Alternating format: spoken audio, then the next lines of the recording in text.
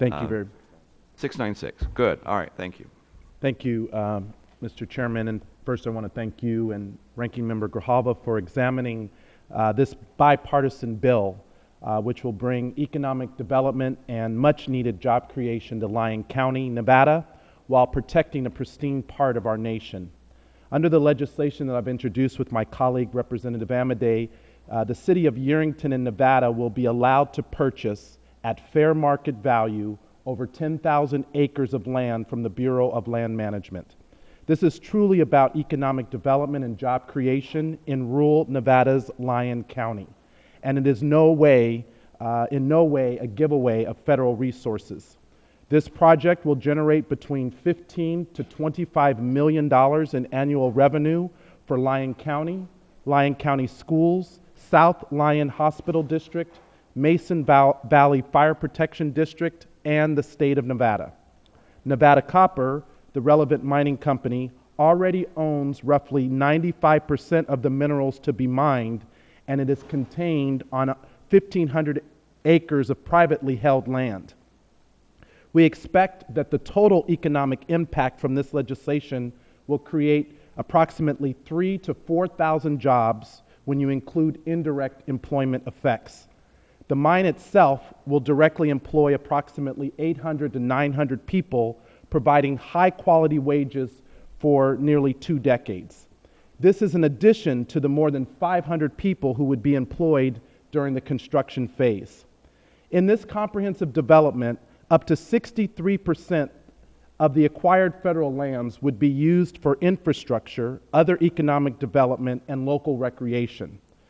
We further anticipate that the city of Yerington will be able to draw in additional economic activity due to these infrastructure investments, which include power, roads, water, and sewer infrastructure. Now, in order to provide a balance between the development of this mine and conservation efforts, my legislation also designates approximately 48,000 acres of wilderness on Bald Mountain, which will be known as the Wovoka Wilderness Area. Although this area has been proposed for wilderness for a number of years, this is the first time that the effort was conducted at the grassroots level and is widely supported within the local community. This wilderness designation will protect vital archaeological sites that preserve the history of the northern Paiute uses of this area, and it will preserve the vital bi-state population of sage grouse, wildlife, and other old growth pinyon pine forests that exceed 900 years of age. The wilderness designation also protects existing grazing uses in the area that are over 100 years old. It excludes mining areas and ensures that current uses of the East Walker River are not affected. The wilderness area as proposed is supported by the Lyon County Commission, the entire Nevada delegation. We have support from the local tribal leaders as well as from our state legislature, and is a ground-up effort that is worthy of this Congress's approval. I'd like to again thank you, Mr. Chairman, and the ranking member and my colleague for working with us to bring this legislation forward and for the entire committee's consideration. Thank you. Thank you.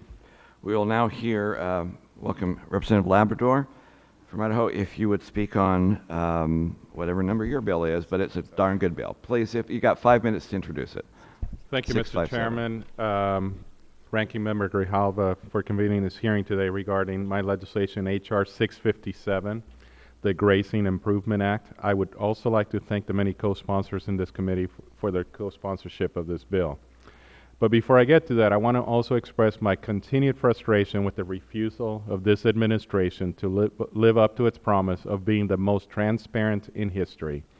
I want to remind this panel that members have requested a series of documents relating to the sage grouse.